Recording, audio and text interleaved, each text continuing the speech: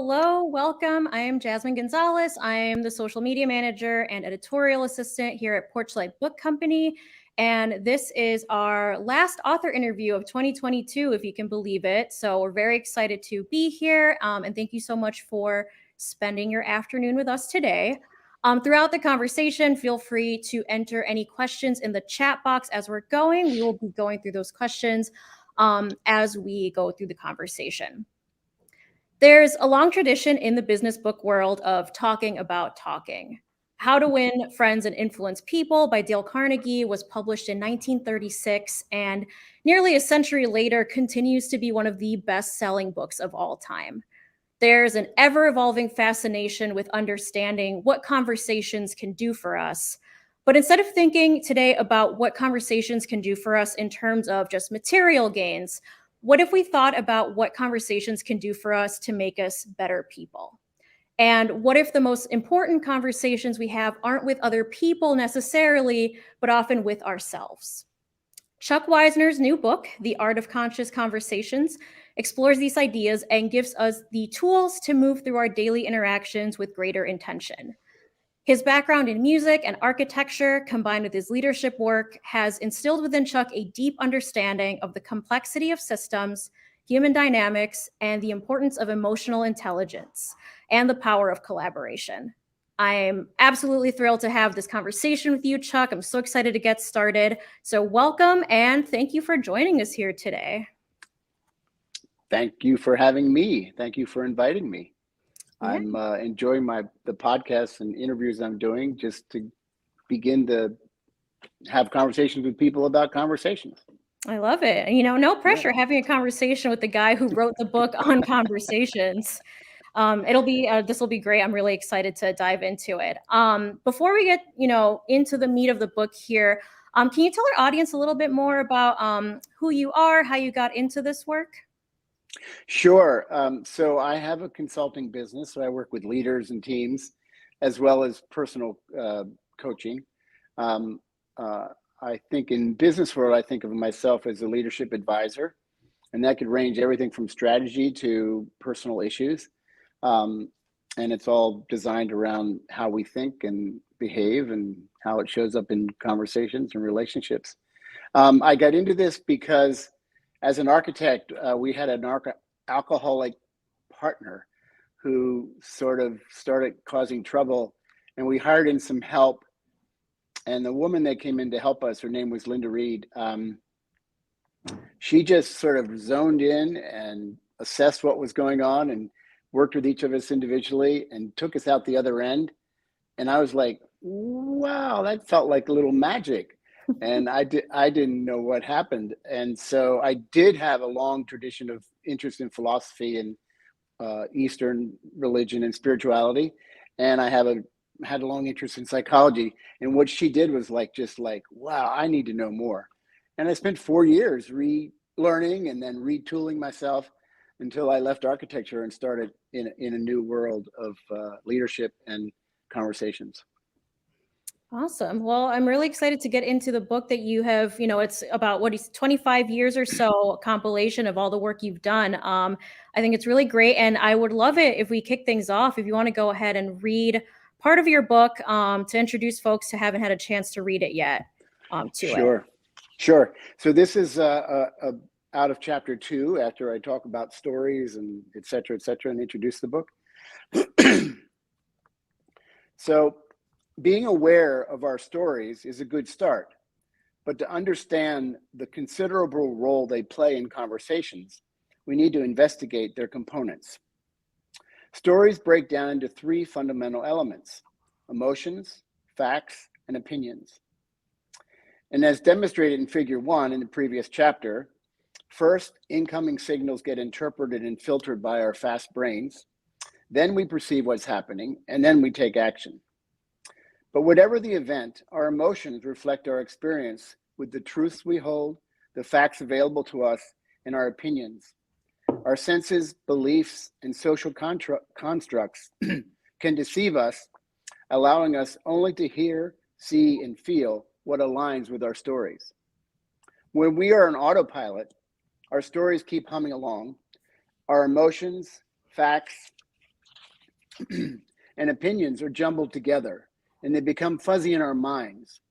By taking a deep dive into each element, we tease them apart and gain insight into how each element impacts our thinking, behavior, and conversations. And we begin with emotions. As Proust so beautifully put it, our emotions are geological upheavals of thought. They aren't innocent, end of quote, they aren't innocent primal reactions. Our beliefs about good and evil, right and wrong, and just and unjust surface as emotions. So it turns out that our emotions don't drive our thinking, rather, our thinking drives our emotions. Unsettling emotions are a signal that it's time to examine the harm in our thoughts and stories. Awesome. Thank you for that. Diving right into the idea of sort of emotions and how they really are what drive our conversations. The subtitle of the book is Transforming How We Talk, Listen, and Interact. And I think what's really different about your book compared to the more kind of traditional business books on communication that we think of is that you're not giving advice on, your tone of voice, your posture, your vocabulary. That's not the art of conscious conversation is not like how we present ourselves, but you're really talking about getting deeply acquainted with our own thoughts and feelings. And I was wondering if you kind of talk a little bit more about how those internal processes end up driving those successful conversations, and how they are more important maybe than those outward tangible cues that we think are important to having a good conversation. Yeah, well, so you're right about all the books that are written about communication and all the books written about listening, to mirror the other person, to repeat what they say, all those lessons. But what I found in my work is that you can read all the books you want on how you show up, but unless we do our own work and find where we get triggered and what person, event, place, context triggers us, we can go into a meeting or go into a family conversation with the best intentions, and the minute we get triggered, we're off and running. We can't think well. We're sort of spinning around our own thoughts, and so we get hijacked basically by those internal thoughts and emotions. So a big part of the book is this practice of just becoming more familiar with our inner dialogues, processing them, so that we can't undo some patterns that we have, but we can be much more conscious of them, and then from that point of awareness, we can actually change them. So there's a bit of internal work that will really have far more impact on how you show up and the external conversations you have. Yeah, I think it's curious that in this conversation right now and throughout the book, you use the word trigger or triggered. And I know that word has taken on a very sort of political meaning. It's become kind of a hashtag. It's taken a life of its own for a couple of years now. And so I think people have a very distinct association to what the word triggered means. But in terms of your book, what do those triggers look like? How does that actually play out in somebody, and how does that affect the conversation that they have? Yeah. So when I use the word trigger, I'm thinking about, we're in a conversation, someone says something, maybe they have a negative judgment of us, or maybe they say something pretty innocent, but how our brain and our experience gets tumbled together to interpret that, right? So the interpretation belongs to us, and we go, wow, if we begin to understand that this kind of person or this kind of meeting or this kind of family friend or family, when they say X, it triggers me. We have to own that. We have to then go, okay, what is that trigger? And then what I try to do in the book is help us dissect that and investigate that, because we can actually undo some of those triggers that become negative patterns in how we show up in conversation.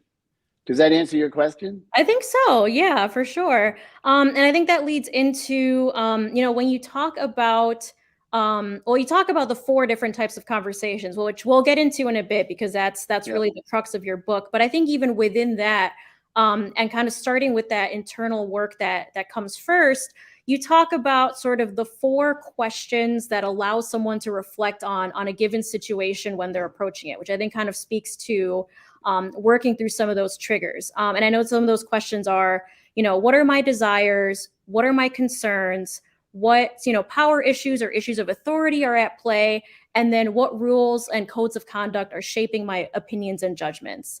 So can you tell me a little bit more about what each of those questions means and how someone would use that before they kind of enter, the bulk of a conversation? Right. So if we're doing some internal investigation of a trigger, or the other thing that I talk about in the book is we all, not that we consciously made choices, but we all have patterns of how we show up in conversation. And we pretty much inherit them or adopt them from our families, our cultures, our education. So we have patterns. And I like to use the word patterns because it's less judgmental. It's just say, oh, wow, if I can look at a pattern I have with curiosity, that sort of takes a little bit of the sting out of, of something negative I'm doing or something negative I'm feeling. So that's important. But then if we're going to look at a trigger or a pattern or even a judgment, let's put a judgment on, like I have a really negative judgment of somebody. If we wanted to work on that, we have to sort of like take it apart a little bit, because if we take it apart, we become much more aware of our internal dialogue about that judgment, and then we can transform it. And so the 4 questions are really a little recipe to help us do that. And it might be hard to have it stick, but if we can just remember these 4 things to ask ourselves, it really helps unwind some of the stuff. We all know the mush in our head when we get upset, or it just gets very confusing. And so this is like, okay, what is the judgment I have? What's the opinion I have? Let's take it apart. And the first one is, every opinion and judgment is there's some kind of want we have, or some kind of desire we have, or in business, it could be a goal we're trying to create or make, right? So, but often many of these questions are background in our head and not in the forefront. So when we ask ourselves, well, what is my desire? They do us good. They set goals. They help us lean into the future, but they also are often misaligned with reality. Like, we can be really upset that it's raining today, and we could ruin our day, but we have no control over that. So there is a desire that's misaligned with reality. It's a silly example, but it happens to a lot of people. And then it goes to much stronger things. I want my boss to behave this way, and the boss is a jerk. And how do we work with that? Because we aren't probably have the power to change the boss, but we can work with our desire. The second one is concerns, and we always have concerns because they're future oriented. I'm worried at 2:00 in the morning because I don't know where my kids are. I'm worried at 2:00 in the morning because I don't know if the deck will be done for my meeting the next morning, right? And so sometimes just by being aware of our concerns, it helps calm us, and we can say, okay, I'm worried about this, but I can't do anything about it right now, right? But we can bring it into conversation, but that's conversations with others instead of conversations with ourselves. But we can sort of ground ourselves a little bit and not be projecting so much into the future. The third one is authority. And this one is like huge, and we all know about it, but we don't pay attention to it. Every conversation we have, whether it's with a child, a parent, a friend, a colleague, a boss, there are power issues. Even with friends, one friend can say, "You look like hell today," and I could care less. Another friend might say that, and I go, "Oh man, I must really look bad." So we tend to give people's voices authority and power without awareness. And then you put that into business, into a hierarchy, and it's doubly powerful, because now there are people with stronger voices who have responsibility and get to make decisions, and often make decisions about our careers that we have no control over. So power issues are a way to A, become more aware of them, and then B, how do we address them in a productive way. And the last one is standards. And I love this one because it's just everywhere. we all have standards about what good looks like, what a good boss is, a good parent is. We all have standards about everything we do. My wife and I have different standards about what should we do. What should the kitchen look like when we go to bed? You know, and, you know, and rather than our standards being a point of contention, when we surface them, we often can go, wow, I didn't think about it that way. I'm curious that you think about it that way.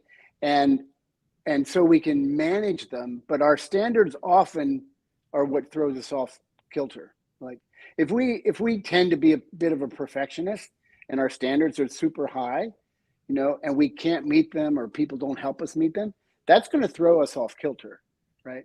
So again, as far as internal work, it's really being aware of what our standards are. Because if we have a big negative judgment of someone, we better say, how am I measuring that judgment? By what standard am I saying they're being a jerk, right? And that really helps ground us, and we go, oh wow, okay, well that's just my standard, but it's not the truth. Yeah, absolutely. That Yeah, makes sense. that's huge. Yeah, I mean, I think what's impactful about this book is how much of it is centered on those internal conversations first. Like it's a lot of doing that work with oneself. And so by the time you actually get to a conversation with another person, there's all of this that's already kind of preceded it, right? Like all these Right. questions and resolving kind of what we're thinking versus what reality is, et cetera. And so, you know, from there, once somebody has, you know, once they've gotten comfortable with that process, they maybe put their thoughts through the line of questioning of, you know, what are my desires? What's the authority issue here? You know, things like that. That's when we actually move into a conversation with another person, right? Like theoretically, Right. a one-to-one conversation. And so you actually distill the idea of conversations broadly into sort of 4 fundamental conversations, right? There's the storytelling conversation, there's the collaborative conversation, the creative conversation, and the commitment conversation, which someone who hasn't read this book, this might sound like a lot of conversations we're balancing out, right? Like, oh my gosh, I thought I was just having one conversation right, with like my boss or my coworker or my best friend. But really, there's kind of like you say, like 4 different conversations that build off one another. So could you go ahead and tell me more about that? How you get started off with those conversations and how they actually build from one another? Okay. The reason that the book is organized around the 4 conversations is because in my studies and my work, there are a lot of tools around self-reflection, a lot of tools around how we interact with other people, a lot of tools around creativity, a lot of tools around the commitments we make, how we make decisions. And I have had clients say to me, I love all these tools and they've really helped me, but how do I connect the dots? And the 4 conversations became a way to say, if we look at the types of conversations, each one gives us special practices and special tools to get better, right? Now, in a daily life, like you said, often we are in conversation like fish in water. We might 1 minute be telling a story and the next second saying, yeah, I can do that for you, which is a commitment conversation, right? So we're in them. And I believe by having these distinctions gives us a window into conversations that's new for us. I had a teacher once that said, if we studied with Eskimos, if we went and lived with Eskimos or Inuits for 6 months and learned their 26 names for snow, when we came back home, we would never see snow the same way. And so with the 4 conversations and the tools inside, I'm hoping that I give people a new window into conversations so they can be more aware and maybe not be as innocent in them as they have been and be more purposeful about them. Yeah, for sure. Can you tell me a little bit more? Because I think the conversation that, if I had to guess, most people tend to utilize on their day-to-day basis, maybe the most often, is the storytelling conversation. How did you decide to put that sort of at the beginning of the process, and what's the importance of a story? What does a storytelling conversation really mean to you? Yeah. So storytelling conversation it's sort of the individual conversation, where the others are collective, right? And so when we go to a cocktail party, we're all standing around having a drink or having a mocktail or whatever we're doing, and we are actually telling stories to each other. We might be saying, you know, that jerk at the office did this, or my kids played soccer last night, or, you know, or we're asking someone questions, what do you do for a living? And that's all storytelling. And if you stand back from that for a minute, you see that every individual is standing on their own, telling their story. And if we're lucky, we meet up with someone who's a good conversationalist and they'll ask us questions, but even their questions are then eliciting me to tell my story, right? So storytelling is a beautiful thing. It's how we connect. It's how we get some ways how we relate. But they are beautiful, and they are also a trap in that we can get really hooked on a story that we didn't even consciously choose, but is actually doing us harm. And I think in the book, I tell the story of, I grew up with a grandfather that told me I wasn't a big enough man. And I adopted that story, hook, line, and sinker, because I was a kid. He was my grandfather. He had a lot of power. I gave his voice a lot of power, and I adopted that story. It wasn't until I was in my late 20s that I busted that story, because that story was holding me back. Because every time I was in a meeting or every time I was meeting someone, I was like, I saw myself as not a big enough man. So beautiful, and we can tell stories, and we can do that eloquently, or if they're in our way, or if they're limiting us or contracting us, then it's time to have a look at our own personal story and say, is that really true? Because the trap is we start believing our stories and our opinions as the truth, and they're far from that. Yeah, and you do kind of mention that throughout the book, and kind of bridging together the four questions with like the four conversations of like the distinction between like what our truth is, what we think our truth is, and what reality is, right? Is like what we believe to be like something that we've hold on to dearly, for example, like your self-image of like, oh, am I like a big enough man or not? And the reality of like, oh, this is just something that came from an authority figure that I have taken to be real, when it may not actually reflect reality. So you do have those distinctions, right? Of like truth versus reality, which seem like synonyms of one another, but are actually quite distinct. Yeah. And sometimes the way that what I call, when we have a story that's not serving us well, how do we bust it? How do we say, wait a minute, this doesn't align with reality?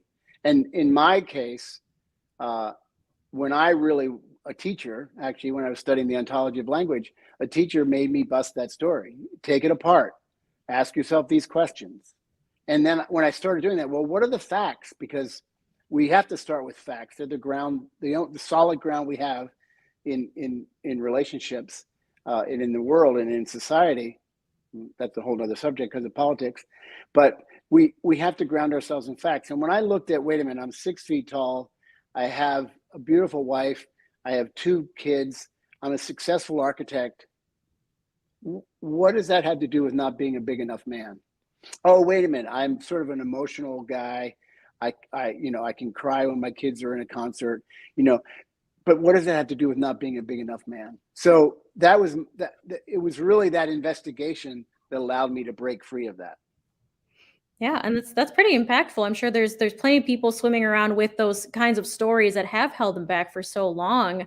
I know you also mentioned kind of early on in the book how that plays out in a professional setting where one of your clients is absolutely convinced that they're up for a promotion, right? Like, I'm going to get that directorship. I am like a shoo-in, and everyone else is wrong for believing that I'm not going to get it. And then he doesn't get it, and he gets hit with that reality of, oh my gosh, like what I believe to be true was not the reality.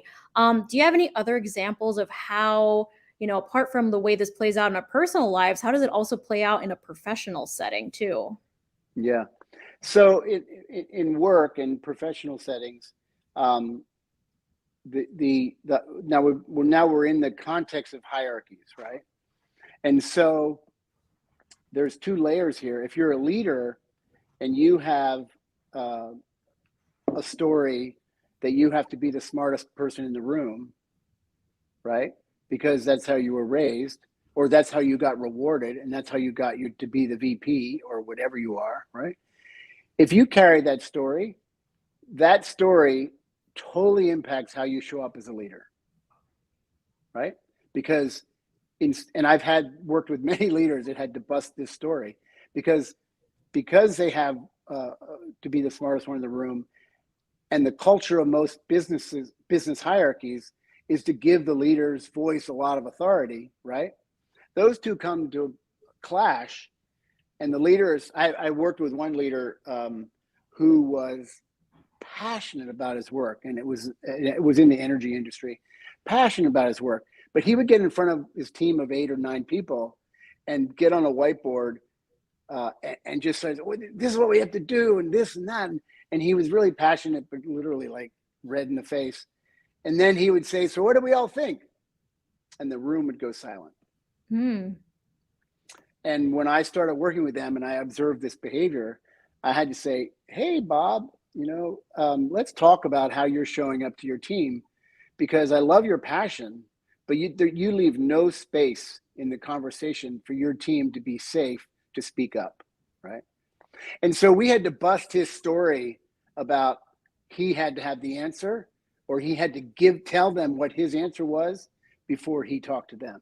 Does that make sense to you? It does, yeah. And that's actually a great segue into the sort of next conversation type that you introduce, which is the collaborative conversation, right? So once we have, shared our stories, whatnot, we move on to the collaboration, which is where you start to see more of that give and take between, the two parties. So what does that collaborative conversation look like? What does a successful one look like? Okay. So I think of the collaboration conversation, it's like a dance. So there are 2 main components. Once we do our work and we're clear about our stories and we know what we want to share, what we can't share, etc. When we are in conversation with others, there's 2 components. There's advocacy, advocating our perspective, advocating for what we think should happen, advocating for a decision. And there's inquiry, asking questions to find out data, information, just to learn. And I think we've all had experiences that we are trained to know the answer and to have a position and come to a meeting with a position. I mean, we're in school, we raise our hands because we have the answer. We don't raise it because we have a really good question for the teacher. There are good teachers out there that would encourage that. But so I liken this to saying we have to learn to not advocate to win. And then the metaphor I like is, if we enter a conversation with a closed fist and we're holding on to a position and with a closed fist, right? And we go into a meeting like that, how open are we to any listening? When people are talking, we're like saying, we're going to try to, well, that's why they're wrong. And that's why they're wrong. Oh, maybe if I say it this way, I'll get them to see my point of view, right? And so that's a very sort of closed interaction. My point is, if we do our work around our opinions and our stories, we can, and we show some humility and some vulnerability, we can open our hand and we can go, here's my position. I'm not asking people to give up their position, but here's my position, and here's why I'm thinking this way. Here are the standards I have that are measuring whether we're being successful or not. And oh, by the way, it's your decision. This is the authority issue. It's your decision, but I'm sharing this because I think it'll help us make a better decision.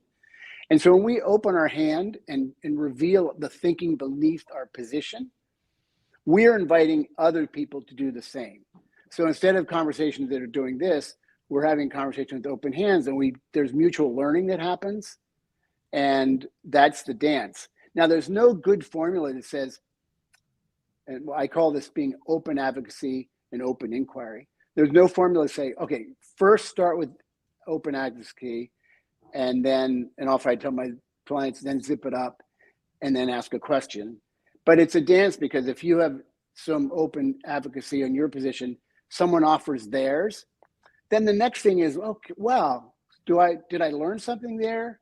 Or do I ask a question?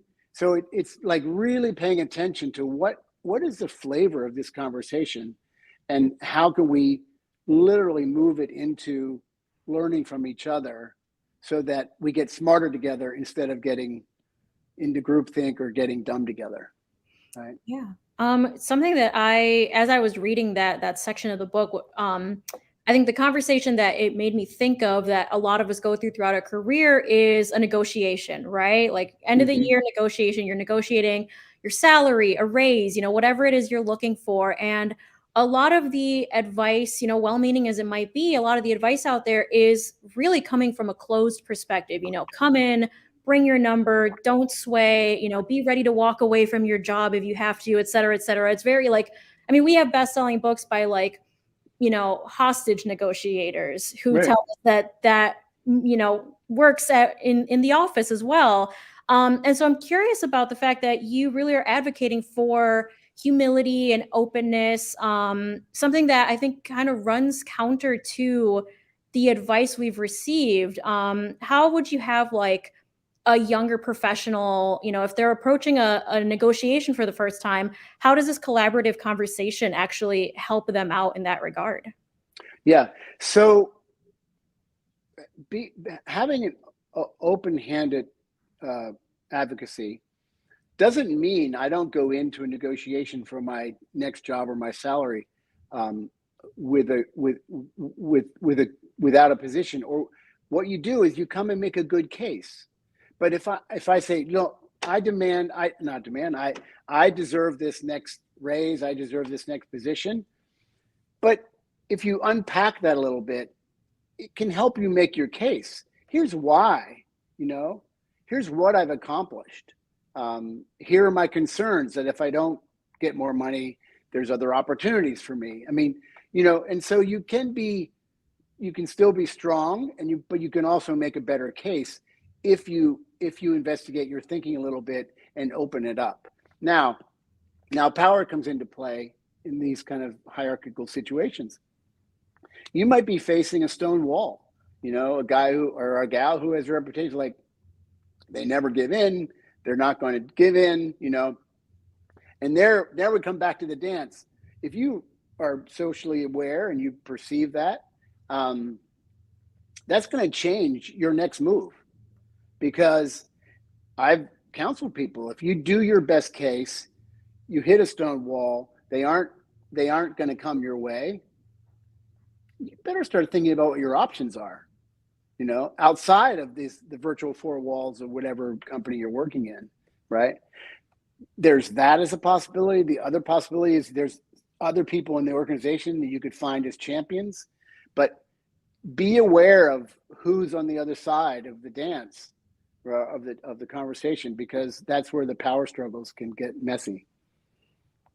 Absolutely. Moving forward then from the collaborative conversation. So as we're kind of building through here, let's say our collaborative conversation goes really well. We're moving into then like the creative conversation, right? So tell me how that fits into the process of conversations here, what that looks like, what a good creative conversation can look like for someone. Yeah. So a good creative conversation flows out of a productive collaborative conversation. So if you and I and two other people are in a room and we have a really important decision, or we have a struggling project or process, and we really decide we're going to take the time to really think of what are our perspectives around the table, and we have a really productive conversation where we're learning from each other. In that space of a conversation, ideas begin to bubble up. And it's like sometimes, I forget the saying, but 4 people in a room can be smarter than the one person that came in convinced that they had the answer, right? So creative conversations sort of bubble up from that kind of collaborative. But then as individuals, we also can begin to investigate what's my pattern around allowing myself to wonder, to think about possibilities without my inner judgment saying, don't even think that, it's not even possible, right? And that is like readjusting our left brain, right brain sort of patterns, because, our rational brain, left brain has been leading for 100 years or more, right? But when we really realize that, wait a minute, there's a creative side of the brain that allows us to be more thoughtful, more dream about what's possible, to open our minds up to possibilities. Some of us need to give ourselves permission to actually do that. And so whether we're with ourselves or we're with a group of people, the creative conversation is about getting rid of judgments, putting aside assumptions, and just letting ideas flow and see what happens, see what emerges, because often what emerges isn't on our radar screen. Yeah, and I think so much of what's going on here in all these conversations, like they're very self-driven, right? Like we start with the internal processes, we do our internal work, we move through, we can only control, our side of the conversation and sort of our thoughts and feelings. But when it comes to the collaborative and the creative conversations, obviously these are pulling a lot more people in. How does someone who has maybe familiarized themselves with these types of conversations, has gotten more comfortable with them, how do they start to get more people on board with that? Maybe if it's like the first time where you're really starting to break those barriers down and starting to open up a little bit. Right. So it doesn't matter what language. You don't have to call these conversations what they are in the book, right?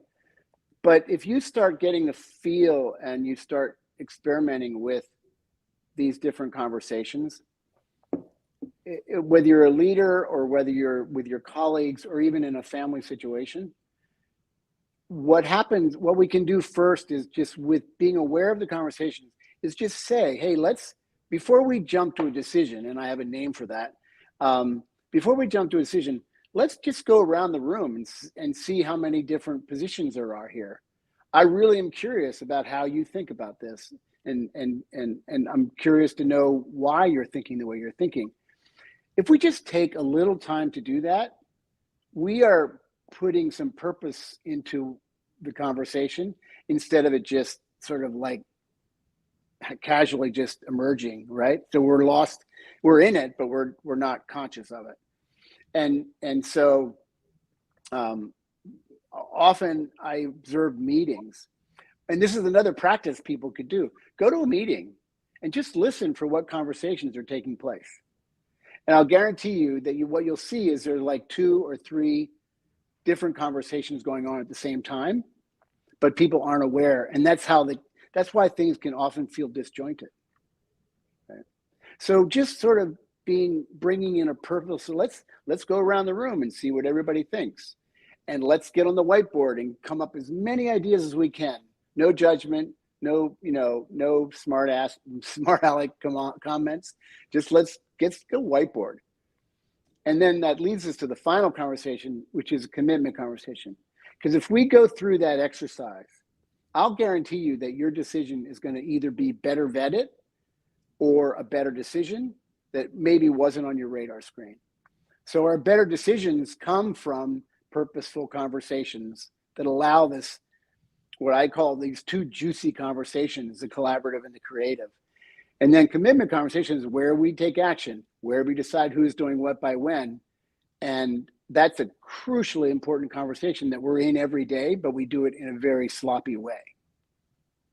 Yeah, you do mention a couple examples of that, that, I think a lot of us have gone through, if not kind of continually go through, of, we throw out a commitment so easily. Like, hey, can you get this on my desk by 5 p.m.? Yeah, sure, I'll do that. No problem. And neither side really stops to think, well, what does that entail?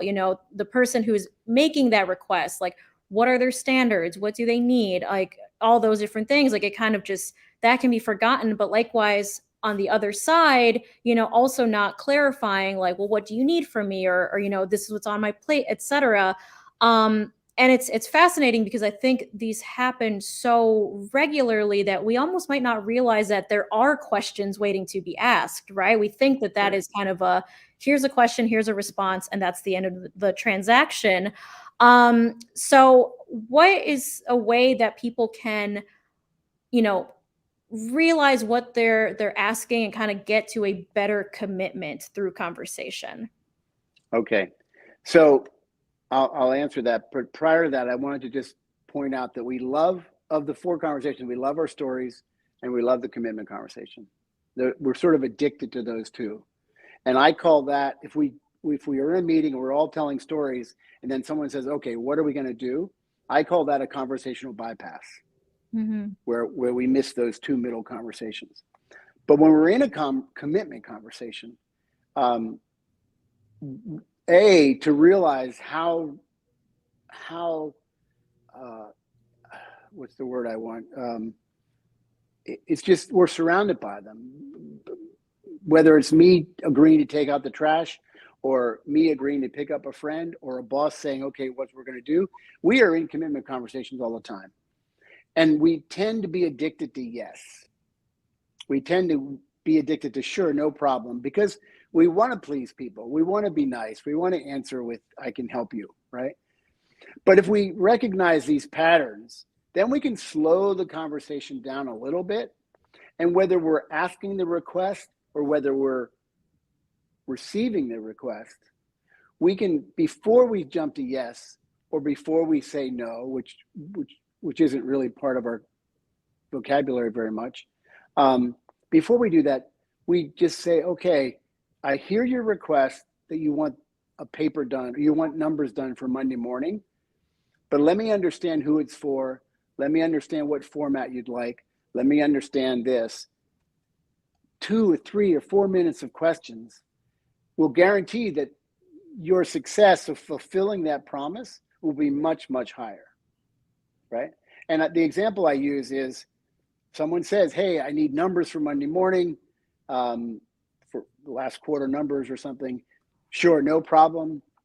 I go off, my team of 10 people, we crunch numbers all weekend, have a 30-page report on the numbers, right? And the boss comes in that Monday morning, takes my 30 pages, looks through it, takes the last page, rips it off, and says, this is perfect. Right. There's so much time you could have saved. Right. Man, women hours. Yeah. 1 or 2 questions. Yeah. That's all I ask. Slow it down a little bit. Yeah. So, I mean, really, when it comes down to it, I think what all of these conversations have in common is the idea of just stopping and kind of shining light on what's actually going on, right? Because we are moving through, the millions of bits of data going through our head, the sort of societal templates that we have, all of these different things. And I think what you're kind of saying, if I'm gathering all this correctly, is like, just stop and take like 30 seconds to just say, like, what are we doing? What's going on? Like, right. what's happening here, right? Right. Do we want to do? Are we telling stories? Is it time to make a decision? What do we understand each other? Can we take some time to do that? It's just, and even the creative, let's just slow down and say, what's possible here? And where are the limitations? Where is our thinking limiting how we dream, right? So yeah, it's just, like I said earlier, the awareness of the conversations and the awareness of the different practices in each can take us away from being innocent in conversation and being more purposeful in conversation. Mm-hmm. We do have one question that's coming through the chat here that I think now is a perfect time to kind of include this. First off, a compliment. Love this book for my work as a mediator. That's from Rosa M. She also follows up with a question. How can I, in quotes, invite parties in a conflict to collaborate between them in the conflict resolution? So how might your conversations maybe help in a conflict resolution setting? Which I know your background, you do have a background as a mediator, so that might speak to that a little bit. Right. Well, I think in this case, I'll use the word educate, and maybe it's a little heavy, but if you're in a situation, you want to give them a distinction around what's possible in the conversation that they might not have experience with. So you might say something like, in mediation, often you're talking to an individual first, personally or privately. But then in that context, when we come back together, what I'd like to do is I'd like both of you to hear what I heard from the other people. And then I'd like to have you both hear each other. And in that way that we can increase what you understand and how you feel and start to build some bridges. So sort of like lay a little foundation for them of what's going to happen. Awesome. Since we've mentioned your kind of background, you've had a couple of career changes before becoming a published author. You've been in coaching and mediation kind of most recently. Before that, you were an architect, and before that, you were a musician.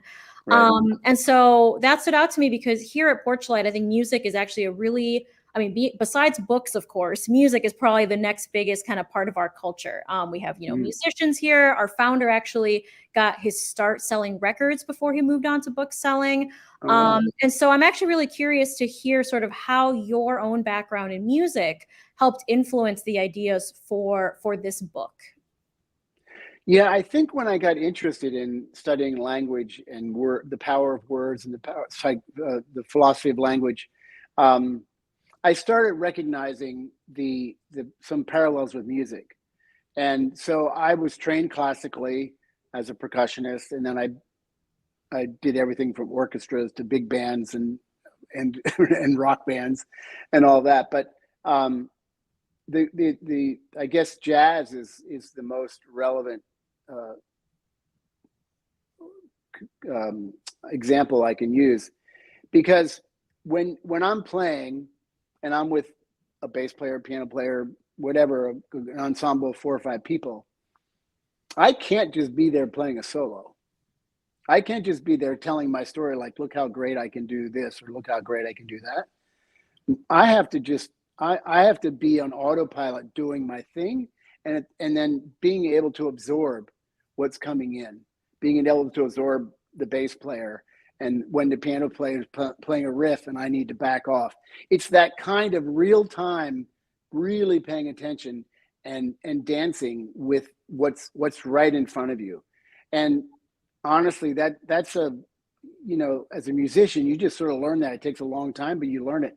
I still play in a band, and we've been playing together for 30 years. And at this point, we sort of know each other, and we have great fun, and we give each other a great amount of crap too, because we're having so much fun. But we know each other. We get to do that dance, which is so rewarding. That's wonderful. That's awesome to hear. And yeah, I do know that you mentioned kind of the way that an ensemble works. Like you don't just have like the one soloist. You have kind of everyone working together and collaborating, creating, committing, etc., Yeah. if you will. Yeah. One kind of symbol that I don't think we've brought up yet, but that I really enjoyed was so you actually use the symbol of a funnel. Yep. And you use it a couple of times. And in the first iteration, which I think is the one that really stuck out most to me, you kind of have like the funnel, downwards. The top of it is, love, and the bottom of it is fear. You kind of talk about the way that our own emotions can kind of spiral from this very constricted, fearful, place of thought, and how we can move back up that funnel to a more open, way of thinking. How does that? Well, first off, how did you come up with that illustration or that idea, and then how do you use that to kind of guide a day-to-day interaction? How does that work within the conversations and that? Right. I've used the spiral because I remember as a kid putting a quarter in the science museum. It was a big spirally thing, and you put the quarter in and it spins down, and by the time it gets to the bottom, you can't even tell it's a quarter. And so I think I love that, because if we're in a conversation and we get triggered by a fear, we're afraid. I mean, our fears are like from minimal to really legitimate fears, right? But if we're being pulled down the funnel by a fear, we do start spinning around our own head, and we can't see clearly. It's all very foggy down there. So I like this because anytime we sort of are in a conversation and we have an emotional reaction or we get a trigger, if we can catch ourselves and just say, where am I on the funnel, right? And if we can say, you know what, I'm spiraling down, and then we ask ourselves, what is my fear? What am I afraid of? And then, is that legitimate fear? Is that an old pattern? And that way we start becoming more aware of our patterns and the triggers. And the moment we become aware of a pattern or a trigger, oh, wow, and we ask a few questions, we can start moving up the funnel. Because our awareness is the first part. We have to be aware of it, and then we can do something with it because we're more conscious of it. Yeah, I love it. I think if there's kind of one single idea to kind of pull from this book, I mean, the whole book is great, but if there's any one thing, I think that's like the perfect, like, just diagram of like, where am I in the funnel? Am I like afraid, constricted, kind of limiting my ability to be creative, or am I up here where I'm more like open and filled with love and all that? So I think that's a great visual. Yeah, it has stuck for many of my clients. Like, they'll say, wow, I really caught myself the other day on the spiral. Right. And I mean, if you do, like, because you've got like the four questions you can ask yourself, the four conversations. But I think in the heat of the moment, it's like, if you're going to remember anything, it's like, am I afraid or am I open? And I think that's Right. such a great binary to work from. We're coming up on kind of the last few minutes here, so I want to just open up to this, like, sort of final question, if you will. A lot of what we've talked about is how these conversations, how all these tools can work in a professional setting, how you can use them in the workday, sort of the examples of how that plays out. But really throughout, you notice that there isn't, we don't shut off our brains between going to work and being our personal lives, right? Like, we're not the TV show Severance. We don't have that. You talk about how these conversations can shift us to really become just better people overall, whether that's, with our families, out in public, whatnot. How have you kind of seen some of those changes in your own life? And then how do you think people can, see those changes in their own lives as well, once they've kind of given these tools a try?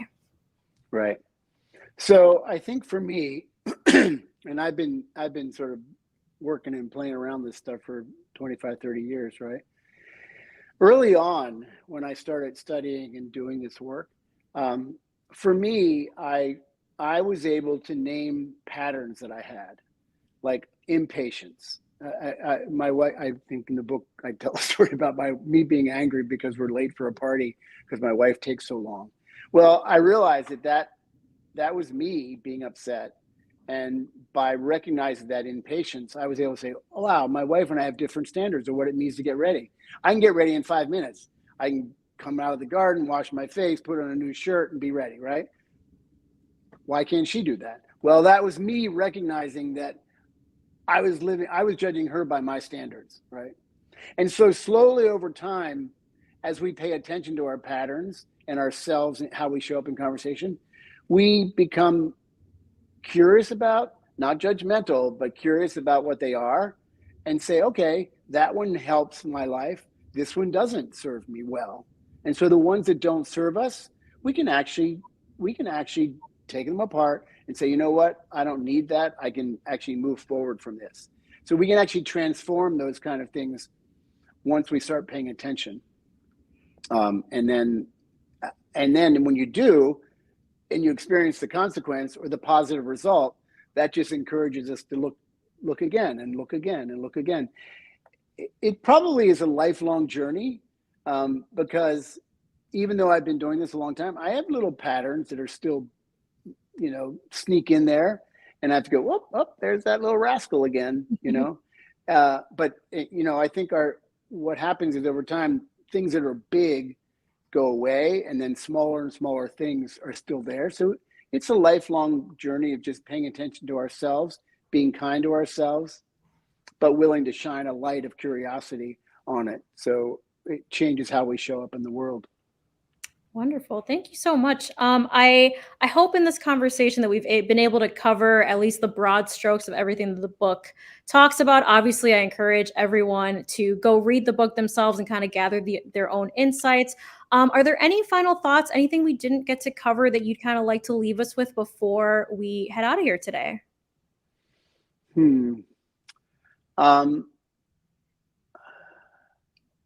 I think there's two things. I think one is, as scary as it can be at first to start looking at our own pattern or our own negative inner dialogue, because a lot of them are negative.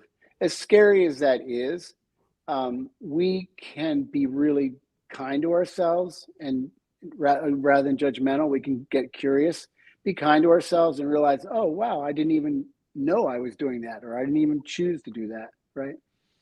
And when we do that, we then it automatically transformed to patience and tolerance of other people. Because the other person on the other side of the table in any conversation pretty much probably suffers the same way we do. It might not be exactly the same, but they're struggling with their own demons. And so when we do our own work and become kind to ourselves, we can transfer it to other people. And the second thing is, I think because of how we're trained to have answers, I think we need to have a love affair with questions. Fall in love with questions, because in many conversations, when it starts getting a little tension filled, just stop.